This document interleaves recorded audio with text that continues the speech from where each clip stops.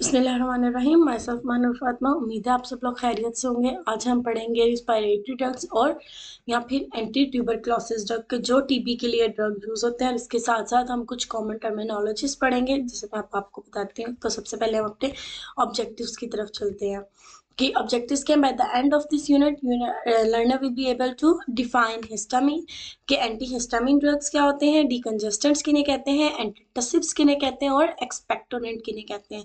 इसके अलावा सीओपीडी और एस्थमा क्या है, इनमें कौन कौन से ड्रग्स यूज होते हैं, इनके साइड इफेक्ट्स क्या, नर्सिंग कंसिडरेशंस क्या होंगी। इसी तरह एंटी ट्यूबरक्लोसिस क्या है, ड्रग क्या है, उनका मैकेनिज्म ऑफ एक्शन क्या है, इंडिकेशन कॉन्ट्रा इंडिकेशंस क्या है और प्राइमरी और सेकेंडरी मैनेजमेंट क्या है टीबी ड्रग्स की, और हम क्यों मल्टीपल ड्रग थेरेपी यूज करते हैं और इसमें नर्सिंग इम्प्लीकेशंस क्या क्या है। तो हम सबसे पहले चलते हैं कि एंटीहिस्टामिन और डिकंजेस्टेंट क्या होते हैं। Antihistamines are the medicine often used to relieve symptom of energy. Histamine का जो ताल्लुक है ये केमिकल होता है जो हमारी बॉडी में रिलीज होता है फॉर एलर्जी पर्पसेस, के जब एलर्जी करवानी हो। मतलब किसी को चावल खा के एलर्जी हो जाती है, किसी को अंडा खा के, किसी को गोश्त, तो क्यों? क्योंकि उनमें हिस्टामिन या आईजीई लेवल ज्यादा होते हैं। तो वो मेडिसिन जो हम एलर्जी के साइन सिम्टम को रिलीव करने के लिए यूज करते हैं उन्हें एंटीहिस्टामिन, जैसे फीवर, हाइव्स, कंजक्टिवाइटिस, जिनकी आंख बार बार सूज जाती है, आंखों से पानी आता है, इंसेक्ट बाइट्स वगैरह के लिए, जिसमें हमारे पास बेंड्रियाल है और क्लैरिटीन है और जाइट्रक है कुछ मेडिसिन। इसे जिसमें डाइफेनहाइड्रिन, ये इनके जेनेरिक है और ये इनके ब्रांड नेम है। डिकंजेस्टेंट्स क्या होते हैं? Type of medicine that can provide short term relief for a blocked और स्टफी नोज। जैसे आप लोगों ने जाइनास्टिन यूज करते हैं जब नाक खुलना हो रहा हो जुकाम में, तो वो क्या होता है? डिकंजेस्टेंट के कंजेशन को ओपन कर देते हैं, लेकिन ये क्या करते हैं? शॉर्ट टर्म जो इनका रिलीफ है, वर्क बाय रिड्यूसिंग स्वेलिंग, कम कर देते हैं ब्लड वेसल्स में नोज की, जो आपकी एयरवे को ओपन कर देती है, जैसे विक्स है। एंटीटसिव क्या होते हैं? Medicine use to suppress coughing, खांसी को खत्म करने के लिए जो मेडिसिन यूज होती है उसे कफ सप्रेसेंट्स या एंटीटसिव्स कहते हैं। जैसे आपका कोडीन आ जाती है। ये काम कैसे करते हैं? Thought to work by inhibiting का coordinating region for cough located in the brain stem. आपके ब्रेन में जो कफ रिफ्लेक्स सेंटर होता है ये उसको क्या करता है? ब्लॉक कर देता है, इनहिबिट कर देता है। आपके मैसेज ही नहीं बाकी बॉडी को मिलता, तो आपकी जो खांसी वो रुक जाती है। एक्सपेक्टोरेंट्स क्या होते हैं? is a type of cough medicine used to help clear mucus from the airway by discharge or expulsion of mucus from your respiratory tract।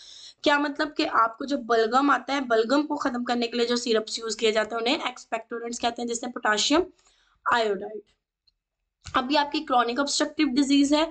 Chronic obstructive मतलब काफी लंबे अरसे से, कई सालों से, कई हफ्तों से उसको रिस्पायरेटरी इशू चल रहा है ड्यू टू ऑब्स्ट्रक्शन। अब ऑब्स्ट्रक्शन क्या है? उसके एयर फ्लो में क्यों हुई है? क्योंकि उसके एयरवेज इन्फ्लेम्ड हुए हुए हैं, जिसे हम, जैसे उसके ब्रोंक्यूल्स या ब्रोंकाई इन्फ्लेम्ड, जिसे हम कहते हैं ब्रोंकाइटिस। इसी तरह यहाँ तो उसके ऑलवेलर डैमेज हुए हुए हैं, जिसे हम कहते हैं एम्पाइसीमा। ये दोनों कंडीशन मिलके क्या बनाती हैं? Chronic obstructive pulmonary disease.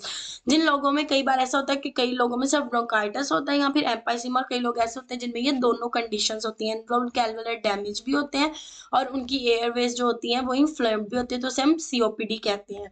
और ये कब और ज्यादा बढ़ती है? जब कोई स्मोकिंग स्टिल नहीं छोड़ता या सिलिका या डस्ट की वजह से। इसके फिर हम मेडिकेशंस या यूज करते हैं। इसमें हम 3 क्लासेस देते हैं। एंटी इन्फ्लेमेटरी देते हैं ताकि उसकी ये जो ब्लॉकेज हुआ हुआ है मेडिसिन की वजह से वो ब्लॉकेज रिड्यूस हो जाए, या फिर हम उसको ब्रोंकोडाइलेटर्स देते हैं कि ये जो ब्रोंकाइटिस हुआ हुआ है ये उसका हील हो जाए, या फिर उसको साथ उसको हम कहते हैं कि ऑक्सीजन थेरेपी देते हैं, उसको एंटीबायोटिक्स देते हैं, साथ उसके स्मोकिंग ना करने के लिए कहते हैं उसकी वैक्सीनेशन वगैरह कराते हैं। अब एंटी इन्फ्लेमेटरी में हमारे पास फर्दर क्या क्लासिफिकेशन है? या तो फॉस्फोडाइस्ट्रेज इनहिबिटर्स हैं और स्टीरॉइड्स हैं। स्टीरॉइड्स में हम इनहेल्ड, जो मैंने लास्ट टाइम लेक्चर में पढ़ाया था कि इनहेल्ड में आपकी फ्लूटिकिनाज, जो फ्लूटिक का जोन आ जाता है जो इनहेलर्स में होता है, मोमेटाजोन है। सिस्टेमिक में अगेन प्रेडनिसोलोन आपकी है या मिथाइल प्रेडनिसोन है। इसी तरह पीडीए फॉस्फोडाइस्ट्रेज इनहिबिटर एंजाइम को इनहिबिट कर देते हैं, जिसमें थियोफेलिन है। तो और मजे की बात यह है कि थियोफेलिन आपकी चाय में भी होता है। इसी तरह ब्रोंकोडाइलेटर्स में आपके पास, ब्रोंकोडाइलेटर्स भी आप इनहेलर में यूज करते हो, जिसमें साबा और लावा है। साबा शॉर्ट एक्टिंग बीटा एगोनिस्ट को कहते हैं और लाबा लॉन्ग एक्टिंग। जहां पे बीटा एगोनिस्ट आपके हार्ट की एक्टिविटी बढ़ाता है, वहीं पे ये क्या करता है, आपके लंग्स की एक्टिविटी को कम कर देता है, मतलब कि आपके लंग्स को जो है वो डायलेट कर देता है। हार्ट में ये वेजोकंस्ट्रिक्शन करता है, ठीक है, लेकिन लंग्स में ये ब्रोंको डायलेशन करता है। इसलिए आप इसमें साबा शॉर्ट एक्टिंग यूज करते हो या long acting beta agonist use करते हो, जिसे एल्बिट्यूरोल और सल्मेट्रोल कहते हैं। इनहेल्ड एंटीकोलिनर्जिक, जो मैंने आपको लास्ट टाइम बताया था कि जो आपके एड्रीनर्जिक होते हैं वो सिंपैथेटिक सिस्टम से कंसर्न होते हैं, और कोलिनर्जिक आपके पैरासिम्पैथेटिक सिस्टम से होते हैं। तो इसी में भी इनकी शॉर्ट एक्टिंग है और लॉन्ग एक्टिंग है। शॉर्ट में इप्राट्रोपियम है, जिसको आप वो कहते हैं जो आप लोग नेबुलाइजेशन में यूज करते हैं, एटम क्लैनिन, ठीक है, और ट्राइट्रोपियम होते हैं। ये आपकी एक क्लासिफिकेशन है एंड दिस इज इंपॉर्टेंट। इसी तरह आप इनके मैकेनिज्म ऑफ एक्शन में क्या है कि बीटा टू क्या कार्य करते हैं, ब्रोंकोडाइलेशन जो मैंने आपको भी बताया था, और इसी तरह एंटीकोलिनर्जी कैसे काम करते हैं, block the action of acetyl choline के जो है स्मूथ मसल के एक्शन पर ब्लॉक कर देता है, जिसकी वजह से कंस्ट्रिक्शन खत्म होकर अगेन ब्रोंकोडाइलेशन होती है।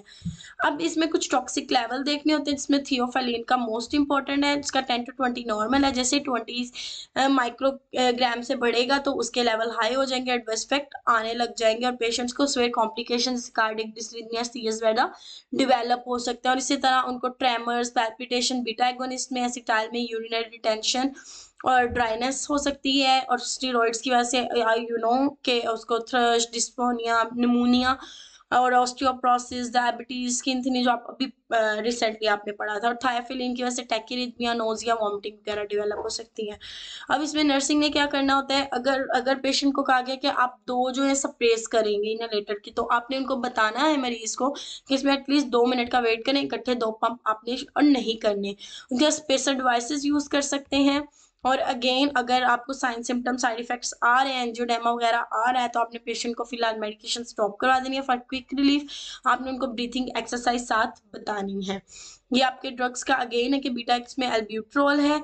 ये इंडिकेशन ब्रोंकोडाइलेशन के लिए यूज होता है। ये ओरल में भी दे सकते हैं, आईवी में भी और परोरल भी।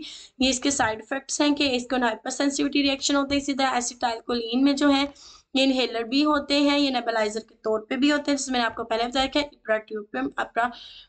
इप्राट्रोपियम यूज करते हैं आप। इंडिकेशंस क्या हैं, ब्रोंको कॉन्स्ट्रिक्शन है, एम्फाइसीमा है, वीजिंग्स है, और उसके बाद कॉन्ट्रा इंडिकेटेड किन है, जिनको माइस्थीनिया ग्रेविस है पहले से ही, या जिनको इनलार्ज प्रोस्टेट है। इसके आप जब आपकी कोलिनर्जिक एक्टिविटी पैरासिम्पैथेटिक होती है तो पूरी बॉडी ड्राइनेस में चली जाती है, सारी सिक्रीशंस जो है वो स्टॉप हो जाती हैं।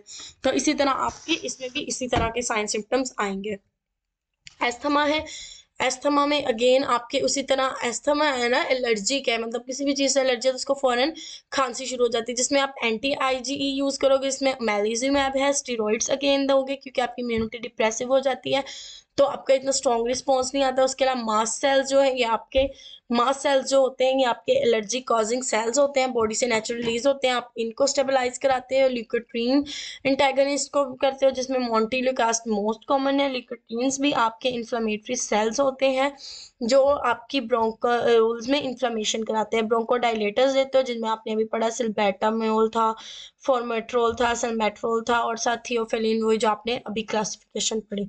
अब इनका मैकेनिज्म ऑफ एक्शन कैसे, ये फॉस्फोडाइस्ट्रेन इनहिबिटर है, जैसे थियोफिलिन है, ये मेडिएटर्स को रिलीज ही नहीं होने देता। जब मेडिएटर ही रिलीज नहीं होंगे तो आगे फर्दर ये इन्फ्लेमेशन का प्रोसेस नहीं होगा। इसी तरह आपके इनहेल्ड स्टेरॉइड्स हैं या आईजी ही हैं, वो आईजी आपके इनहेल्ड स्टेरॉइड है, वो ओवरऑल इन्फ्लेमेशन को ही बंद कर देते हैं। कैसे, इम्यूनिटी सप्रेस करके।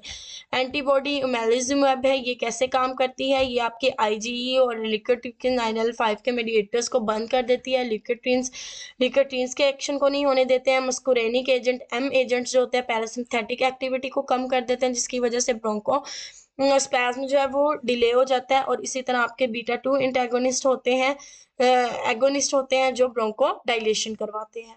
अगेन के बीटा टू आपकी जो है बीटा टू रिसेप्टर्स आपके ब्रोंक्यूल्स पे पड़े होते हैं, वो आपकी डायलेशन करवाते हैं, उसके साइड इफेक्ट्स ट्रेमर, टैकीकार्डिया।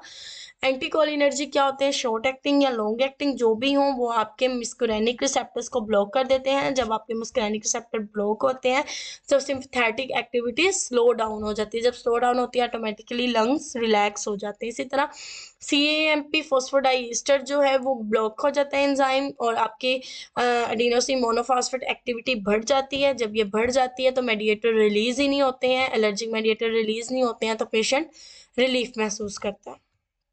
अब आपके पास कुछ एंटी ट्यूबरक्लोटिक ड्रग्स हैं। एंटी ट्यूबरक्लोटिक ड्रग्स में आपके पास मोस्ट बेसिकली हैं आइसोनायाजाइड है, रिफेम्पिसिन है, पायराजिनामाइड है, स्ट्रेप्टोमाइसिन है, इथम्ब्यूटोल। और ये कैसे काम करते हैं, ये सिंपली ट्यूबरक्लोसिस का जो बैक्टीरिया उसको किल करने में कैसे किल करते हैं। आपने जो बैक्टीरियल सेल याद होगी, इसी तरह की भी एक सेल वाल होती है, तो ये उसमें इंट्रासेलुलर एक्स्ट्रा सेलुलर ऑर्गेनिज्म के एसोनाइजिड क्या करती है, मीडियम एसिडिक और एल्कलाइन मीडियम को इतना डिस्टर्ब कर देती है कि जो बैक्टीरिया है वो सर्वाइव नहीं कर पाता। रिफेम्पसिन क्या करती है, वो उसके जो है ऑर्गेनिजम्स को उसमें रेजिस्टेंस प्रोड्यूस कर देती है कि वो जो ऑर्गेनिज्म है वो उस दवाई को ख़त्म ही नहीं कर पाता और उस दवाई के असर से ही ख़त्म हो जाता। पायराजिनामाइड क्या करता है, ये मोर एक्टिव होता है एसिडिक पीएच में, और ये उसके लिए एसिडिक इन्वायरमेंट प्रोवाइड करती है और फिर ऑर्गेनिज्म के इनसाइड जाकर उसको किल कर देती है। इसी तरह स्ट्रेप्टोमाइसिन है, ये एक्स्ट्रा सेलुलर ही ऑर्गेनिज्म को किल करती है। और इथम्ब्यूटोल क्या करती है कि उनके बेसिला इनहिबिट कर देती है, उनकी वॉल्स को, जो उनकी सेल वॉल कैविटी वॉल होती है उसको ही ब्रेक डाउन कर देती है, तो ऑर्गेनिज्म प्रोटेक्टेड नहीं रह पाता है और वो किल हो जाता है। इसी तरह थायोसिटाजोन है, ये डिले कर देती है डेवलपमेंट ऑफ रेजिस्टेंस को। जब डेवलपमेंट ऑफ रेजिस्टेंस हो तो उतना ही दवाई को टाइम मिल जाता है बैक्टीरिया को किल करने का। और इस तरह के कुछ स्पेशल आइसोनाइजाइड जब भी आप देते हो पेशेंट को पेरिफेरल न्यूराइटिस या हेपेटाइटिस डेवलप होता है तो इसमें आपने एलएफटीज चेक करवाने होते हैं। रिफेम्पसिन की वजह से आपने देखा होगा टीबी ड्रग में उनका यूरिन कलर ऑरेंज हो जाता है, तो रिफेम्पसिन जो टैबलेट है वो उसके कलर यूरिन को ऑरेंज कलर प्रोवाइड करती है। पायराजिनामाइड जो अर्थेल्जिया वगैरह या हाइपर यूरिसीमिया उसका यूरिक एसिड बढ़ा देती है, तो इसमें आपने उनका यूरिक एसिड चेक करना होता है। स्ट्रेप्टोमाइसिन है, ऑटोटॉक्सिसिटी करती है, उनको हेयरिंग प्रॉब्लम्स आते हैं इथम्बिएटोल की वजह से, उनको कलर ब्लाइंडनेस होती है कि उनके रेड और ग्रीन कलर में डिफ्रेंसिएशन नहीं हो पाती। अब ये देते कब कम है, टीबी में, लिप्रोसी में, नमूनिया में, गनोरिया एक सेक्सुअल ट्रांसमिटेड इन्फेक्शन है उसमें, और ऑस्टियोमाइलाइटिस जब बोन का इन्फेक्शन हो। किन कंडीशन में नहीं दे सकते, अगर पेशेंट पहले, क्योंकि आपने अभी पढ़ा हिपैटिक प्रॉब्लम हो तो उसमें नहीं दे सकते, कोई एडवर्स रिएक्शन टू साइनाइड आ सकता है, उसके अलावा ड्रग फीवर हाइपरटेंसिविटी रिएक्शन हो सकता है, गाउट में नहीं दे सकते, यूरिक एसिड पहले ही बढ़ा होता है जो आपने अभी साइड इफेक्ट्स पढ़े। पायराजिनामाइड के क्या होंगे, माइनर होंगे तो एनोरेक्सिया और ये एब्डोमिनल, पायराजिनामाइड जॉइंट पेन होगी, आइसोनाइजाइड से बर्निंग सेंसेशन होगी, रिफेम्पसिन से ऑरेंज रेड। और इसकी मैनेजमेंट कैसे है, आपने स्टिल मेडिसिन कंटिन्यू रखनी है, आपने उनको स्मॉल मील्स अलाउ करने हैं, इस जॉइंट पेन में एस्प्रिन देनी है, और इसमें बर्निंग सेंसेशन है मतलब कि जिसे विटामिन B12 की कमी है तो उसको पायरोडॉक्सिन सप्लीमेंट्स देने हैं, जिसे हम विटामिन B12 सप्लीमेंट्स कहते हैं। इसी तरह आपने अगर मेजर इफेक्ट्स आ रहे हैं, स्किन रिएक्शन हो रहा है, तो आपने फ़ौरन जो है वो टीबी मेडिसिन स्टॉप कर देनी है। अगर ओटिटिक्सिसिटी बहुत ज़्यादा बढ़ रही है, कानों का मसला आ रहा है, आपने स्ट्रेप्टोमाइसिन रोक देनी है। इसी तरह अगर जॉन्डिस और हेपेटिक जो है टॉक्सिसिटी हो रही है तो आपने तब भी स्टॉप कर देनी, कन्फ्यूजन है तो तब भी, और आपने अर्जेंट लीवर फंक्शन टेस्ट करवाने हैं। और ये आपका एक फर्स्ट लाइन ड्रग और एक सेकंड लाइन ड्रग्स। प्राइमरी और सेकेंडरी मैनेजमेंट बहुत इंपॉर्टेंट चीज़ है कि जब पेशेंट को फर्स्ट टाइम हम टीबी के लिए ड्रग्स देते हैं तो हम ये चीज़ें ध्यान में रखते हैं फर्स्ट, जिसमें इथम्ब्यूटोल, आइसोनाइजाइड, रिफेम्पिसिन, स्ट्रेप्टो और पायराजिनामाइड देते हैं। लेकिन अगर एक पेशेंट ने, इसमें एक चीज़ इंपॉर्टेंट होती है कि पेशेंट रेगुलरली मेडिसिन खाए। अगर वो रेगुलरली मेडिसिन नहीं खाता है तो ड्रग रेजिस्टेंट डेवलप हो जाती है, और जब रेजिस्टेंट डेवलप हो जाती है तब हमें सेकेंड लाइन की जरूरत पड़ती है कि हम वो ड्रग्स दोबारा यूज़ नहीं कर सकते, उसके साथ हमें उसके क्यूनोलिन, मोक्सीफ्लोक्सासिन और इस तरह के, ताकि उसकी जो बीमारी कंट्रोल की जा सके। ये अगेन है आपके पास, ये आपने याद रखनी है, क्लासिफिकेशन इंपॉर्टेंट है कि फर्स्ट लाइन ड्रग में कौन कौन से हैं और सेकेंड लाइन ड्रग में कौन कौन से हैं। रैशनेल क्या है मल्टीपल थेरेपी का, ये रेजिस्टेंस नहीं डेवलप होने देती है, ड्रग कंसंट्रेशन कम कर देती है, साइनर्जिस्टिक मतलब के डबल इफेक्ट्स देती है, एफिकेसी बढ़ा देती है और लॉन्ग टर्म गोल में यूज होती है। अब आइसोनाइट्राइड के साथ हम सप्लीमेंट्स विटामिन B12 क्यों देते हैं? क्योंकि आइसोनाइट्स की वजह से पेशेंट को विटामिन B12 डेफिशिएंसी होती है, बर्निंग सेंसेशन होती है, न्यूरोपैथी डेवलप होती है, तो इसलिए हम उसको देते हैं ताकि उसको न्यूरोपैथिक पेन्स ना हो। नर्स के क्या काम है? उसके घर वालों को सारा प्रोसेस समझाना है, उसकी स्क्रीनिंग करवानी है और उसको स्ट्रिक्ट एडहेरेंस देनी है, क्योंकि अगर वो स्ट्रिक्ट एडहेरेंस नहीं करेगा रेजिस्टेंस डेवलप हो जाएगी और सारी की सारी मेडिसिन वेस्ट हो जाएगी। क्योंकि कोर्स 6 मंथ का या 9 मंथ्स का होता है, तो वो सारा 6 मंथ एक भी मेडिसिन छोड़ेगा तो 6 के 6 मंथ वेस्ट हो जाएंगे जितने भी मंथ हुए होंगे। और आपने साथ उनको बताना है कि ये कंटेजियस डिजीज है, एक दूसरे से फैल सकती है, तो उसको आइसोलेट रखना है, उसको न्यूट्रिशन गुड देनी है, हाइजीन, चेस्ट एक्सरे, उसकी CBC वगैरह ऑन टाइम करवाने। अगर कोई भी एडवर्स इफेक्ट होता है तो आपने फौरन जो है मेडिकेशन या थेरेपी को स्टॉप कर देना है, मेडिकल हिस्ट्री लेनी है, उसके LFTs करवाने हैं और कंडा इंडिकेशंस का ख्याल रखना है। ये सब चीज़ें बेसिकली आपने सबसे पहले पढ़ा आपकी रिस्पायरेटरी में कुछ बेसिक टर्म्स क्या होती हैं, जिसमें एंटीहिस्टामीन, डिकंजेस्टेंट, टसिव, एक्सपेक्टोरेंट, फिर COPD क्या है, उनकी क्लासिफिकेशन इंपॉर्टेंट थी वो आपने पढ़ी, उसके टॉक्सिक लेवल्स क्या हैं थियोफेलिन के, उनकी नर्सिंग कंसिडरेशंस क्या क्या हैं, फिर एस्थमा की क्लासिफिकेशन बहुत बहुत इंपॉर्टेंट है वो आपने पढ़ी, फिर उसके आपने मैनेज जो है आपके पास इसकी क्लासिफिकेशन मोस्ट इंपॉर्टेंट है, उसके साथ मैकेनिज्म देखे कि वो किस तरह काम करता है। और आपने उसके साथ ही TB ड्रग्स पढ़े, TB ड्रग्स की कॉन्ट्रा इंडिकेशंस पढ़ी, साइड इफेक्ट्स पढ़े, फर्स्ट सेकंड मैनेजमेंट पढ़ी और उसके बाद आपने रैशनेल के मल्टीपल थेरेपी और नर्सिंग इम्प्लीकेशन क्या है। आई होप सो कि आपको सब समझ आई होगी और बाकी किसी भी चीज़ में इशू हो तो you can ask. Thank you.